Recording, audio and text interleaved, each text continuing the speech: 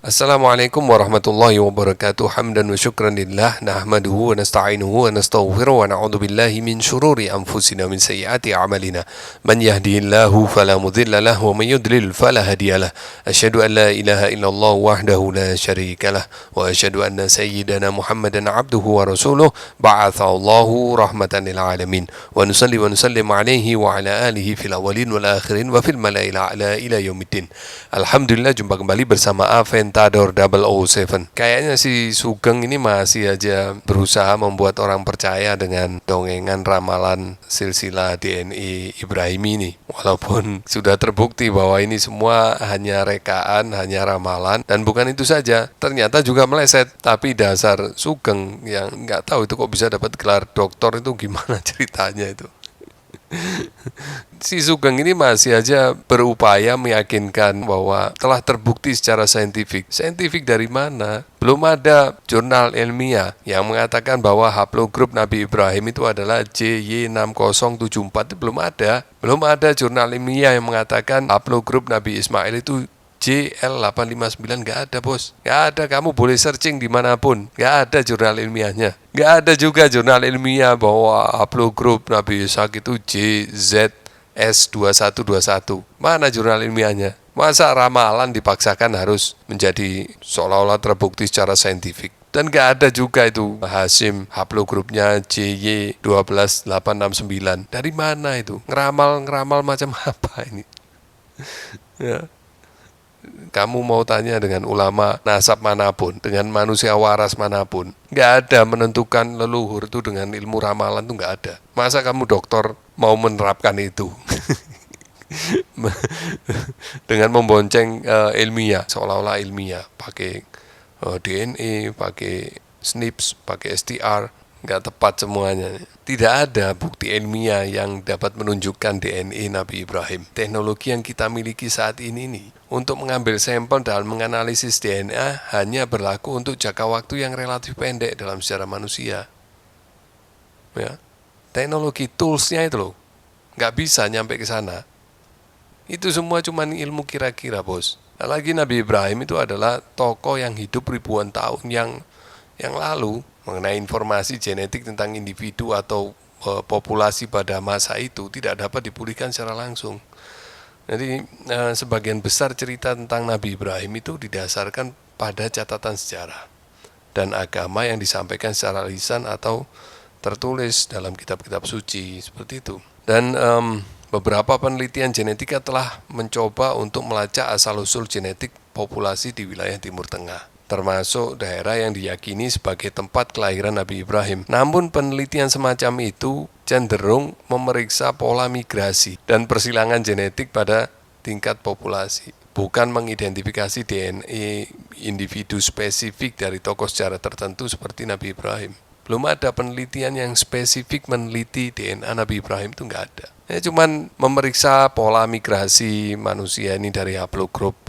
Kalau Nabi Ibrahim diklaim haplogrupnya J, migrasinya dari F hingga ke J itu bagaimana? Baru sebatas itu. Kemudian dihitung persilangan genetik pada tingkat populasi, TMRCA-nya berapa, the most recent common ancestor-nya itu ketemunya berapa tahun. Nah itu masih menggunakan rumus-rumus matematika. Dan itu berubah-berubah, ditemukan penemuan baru, rumus baru. Kemudian ditemukan lagi software baru lagi yang katanya diklaim lebih akurat. Ditemukan lagi, dikoreksi, oh ternyata yang ini kurang akurat, yang ini lebih akurat. Kemudian ketemu lagi ancient atau fosil, kemudian diteliti, ternyata DNA-nya kok begini, kok begitu. Berarti yang kemarin-kemarin kita susun silsilah DNA itu ternyata keliru. Nah itu harus kita semua sadari, apalagi sekelas yang katanya doktor itu kenapa kok nggak sadar bahwa ilmu ini masih berkembang, nggak bisa dipastikan bahwa ini pasti haplogrup atau DNA Nabi Ibrahim. Ya, gitu kan, kayak anak kecil lama-lama.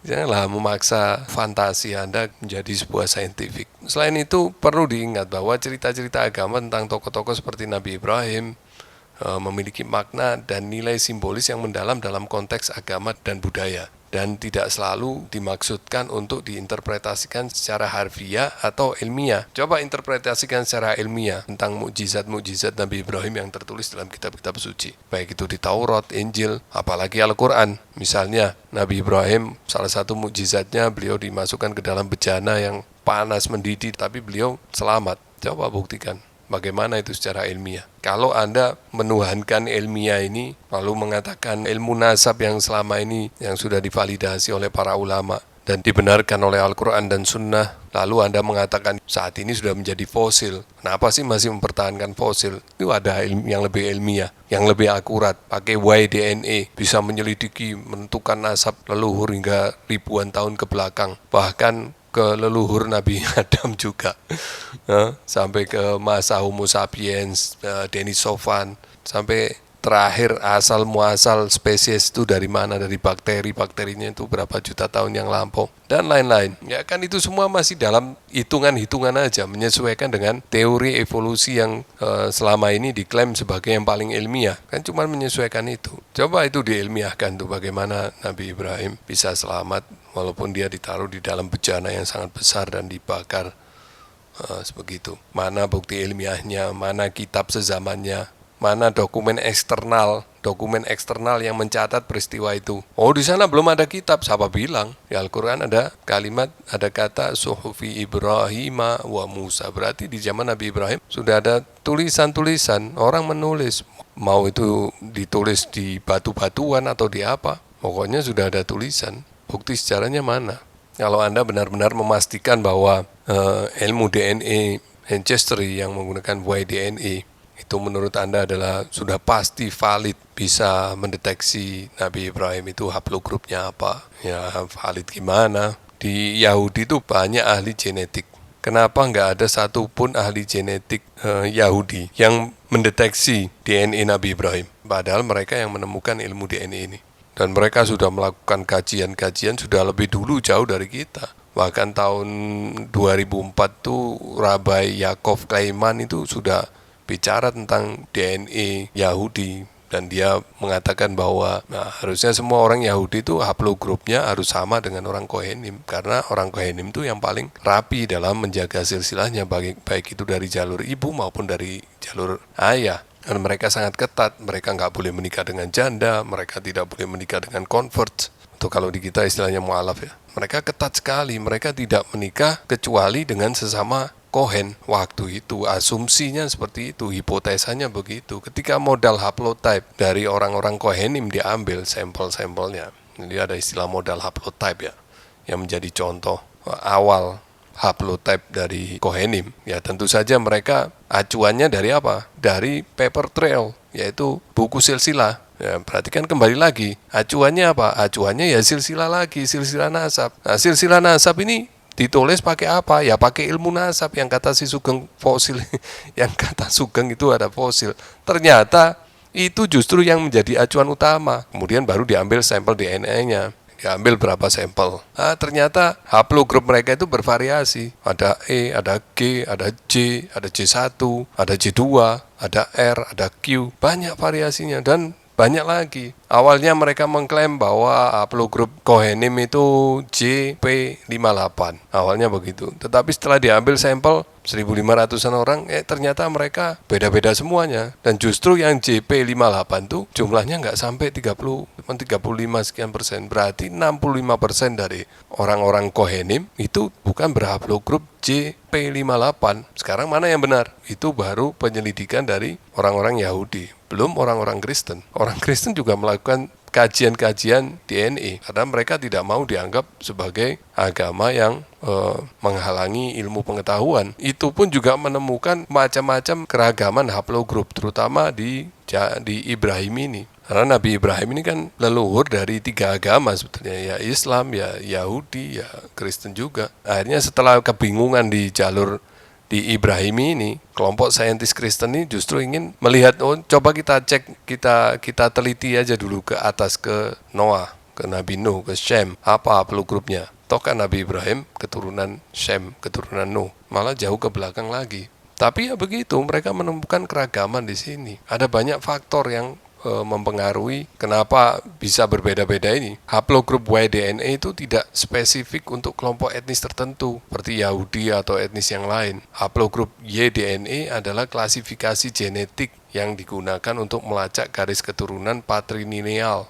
atau dari ayah ke anak. Ini berarti individu dari berbagai kelompok etnis atau budaya dapat memiliki haplogrup Y-DNA yang sama, tergantung pada sejarah garis keturunan patrilineal mereka. Bagi banyak orang Yahudi, haplogrup Y-DNA mereka dapat mencerminkan sejarah garis keturunan patrilineal mereka, tetapi tidak ada haplogrup Y-DNA khusus yang secara eksklusif terkait dengan orang Yahudi. Nggak ada. Yahudi adalah kelompok etnis yang memiliki keragaman genetik, dan memang terbukti di konten-konten saya sebelumnya. Saya tunjukkan tuh jurnal ilmiah dari beberapa jurnal ilmiah. Di situ setelah diteliti ternyata Yahudi khususnya Kohenim itu ternyata memiliki keragaman genetik. Jadi tidak bisa diklaim bahwa haplogrup Kohenim yang paling rapi dalam menjaga silsilahnya itu pasti P58. Nah, kenyataan di lapangan, walaupun mereka sudah menjaga nasabnya sedemikian rapi, ternyata haplogrup mereka bisa berbeda-beda. Padahal mereka nggak melakukan kawin campur. Secara DNA masih belum bisa dijelaskan nih. Belum ada penjelasan ilmiahnya bagaimana bisa sekelompok kaum yang sangat rapi, aturannya sangat ketat, menjaga silsilahnya baik dari jalur ibu maupun dari jalur ayah, tidak menikah dengan selain mereka. Kenapa bisa haplogrupnya bisa berbeda-beda? Ada E, ada G, ada J1, ada J2, ada Q, ada R, dan lain-lain. Belum ada penjelasan ilmiah tentang ini. Jadi seorang dengan latar belakang etnis atau budaya manapun dapat memiliki haplogrup Y-DNA yang beragam. Itu yang perlu kita pahami. Dan haplogrup Y-DNA tidak dapat digunakan untuk secara eksklusif mengidentifikasi atau mengasosiasikan individu dengan kelompok etnis tertentu. Lalu ada pertanyaan, terus haplogrup asli Arab itu apa? Ada Arab Aribah dan ada Arab Musta'ribah. Ada Arab yang asli, ada bukan Arab tapi diarabkan karena sudah turun-temurun dan mereka sudah tinggal di Arab sudah ribuan tahun. Bahasa mereka juga bahasa Arab, tradisi mereka sudah tradisi Arab, sudah dianggap ya Arab. Ada pertanyaan, haplogrup asli Arab itu apa? Haplogrup yang sering dikaitkan dengan populasi Arab adalah haplogrup J1. Haplogrup ini adalah yang memiliki distribusi yang signifikan di Timur Tengah, termasuk di wilayah Arab. Namun penting untuk dicatat bahwa tidak ada haplogrup Y-DNA tunggal yang dapat disebut sebagai asli Arab, karena wilayah Arab memiliki keragaman genetik yang luas akibat sejarah panjang dan migrasi yang kompleks. Haplogrup J1 memiliki sejarah yang panjang di wilayah Timur Tengah dan diyakini oleh beberapa penelitian sebagai salah satu haplogrup yang mungkin memiliki hubungan dengan kelompok-kelompok etnis di Arab, khususnya dalam hal garis keturunan patrilineal. Ini mencerminkan salah satu dari banyak aspek keragaman genetik yang ada di wilayah ini. Selain haplogrup J1, ada juga haplogrup Y-DNA lainnya yang ditemukan di antara populasi Arab, seperti haplogrup G, haplogrup J2, haplogrup E, dan lainnya. Juga haplogrup R kemarin yang saya unggah di konten saya sebelumnya mengenai Bani Syaibah. Ini menunjukkan kompleksitas dan keragaman genetik dalam populasi Arab. Memang secara fakta bahwa haplogrup J1 itu banyak sekali ditemukan di wilayah Arab. Tetapi bisa juga karena haplogrup J1 itu memiliki sejarah yang panjang di wilayah Timur Tengah dan diyakini sebagai haplogrup yang mungkin memiliki hubungan dengan kelompok-kelompok etnis Arab. Tapi apakah itu J1 itu asli Arab? Belum tentu. Nah, selain itu, sejarah dan identitas etnis tidak dapat ditentukan hanya berdasarkan haplogrup Y-DNA, karena faktor-faktor budaya, bahasa, sejarah, dan geografis juga memainkan peran penting dalam membentuk identitas etnis dan genetik populasi. Saya kira penjelasan singkat saya tadi cukup bisa difahami. Saya akhiri sampai di sini dulu. Subhanakallahumma wa bihamdik. Asyhadu an la ilaha illa anta astaghfiruka wa atubu ilaik.